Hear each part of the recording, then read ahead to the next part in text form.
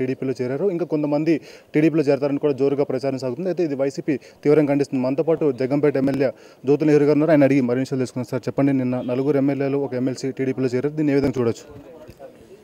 ఇప్పుడు వాళ్ళు వ్యక్తిగతమైనటువంటి ఇబ్బందులు వాళ్ళకు ఉంటాయి. జనరల్గా నిన్న చేరినటువంటి శాసనసభ్యుల గురించి మనం చెప్పుకోవాల్సి వస్తే వాళ్ళ రాజకీయాలు సెపరేట్గా ఉంటాయి. వాళ్ళకి అధికారం అన్నది లేకపోతే మనుగడ సాగించలేని పరిస్థితి కూడా ఉండొచ్చు. ఆ విధంగా కూడా వాళ్ళు అధికారానికి ప్రలోభపడి వెళ్ళి ఉండొచ్చు. అంతకు తప్పించి నేనైతే అనుకోవడం జగన్మోహన్ రెడ్డిని కానీ ఈ పార్టీ సిద్ధాంతాలు కానీ వ్యతిరేకించి ఇవాళ ఉన్నటువంటి పొలిటికల్ సినియర్లో ఆంధ్ర రాష్ట్రంలో తెలివైన ఎవరో కూడా వైఎస్ఆర్ కాంగ్రెస్ పార్టీని వదిలి ఏ రాజకీయ నాయకుడు వెళ్ళడు. అలాగే వెళ్ళినోళ్ళు తెలుగు తక్కువ వాళ్ళని కాదు, వాళ్ళ అవసరాలకి ప్రలోభాలకి. తెలంగాణలో పార్టీ ఫిరాయింపులు వ్యతిరేకిస్తున్న బాబు ఆంధ్రప్రదేశ్లో ప్రోత్సహిస్తుంది. దీన్ని ఏ విధంగా చూడొచ్చు? అసలు బాబుకు నైతికత అన్నది ఉంటే మనం దాని గురించి చర్చించుకోవాలి. ఎందుకంటే ఆయన రాజకీయ అరంగేట్రమే ఆ నైతికతని, నీతిని, నిజాయితీని పక్కకు పెట్టి తొంగలో తొక్కి రాజకీయ అరంగేట్రం చేసినటువంటి వ్యక్తి బాబు. వైఎస్ఆర్ పార్టీ గుర్తుతో గెలిచిన ఎమ్మెల్యేలందరినీ కూడా ఇప్పుడు టీడీపీలో జాయిన్ అయ్యారు. వాళ్ళందరూ రాజీనామా చేయాలని మీరు అంటారు?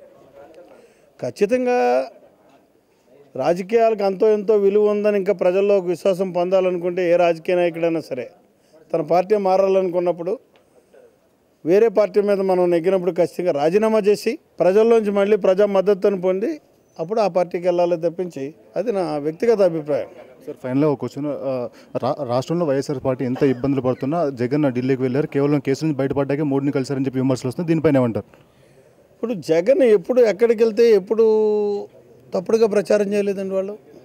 అసలు జగన్కి కేసు అనేది ఆలోచన అతని మైండ్లో ఉన్నదని మాత్రం నేను అనుకోను ఎప్పుడు. ఎందుకంటే ఆ కేసు గురించి ఆలోచించినటువంటి పరిస్థితి ఉండదు. ఈ రాష్ట్రంలో తొందరలో బడ్జెట్ సమావేశాలు జరగబోతున్నాయి.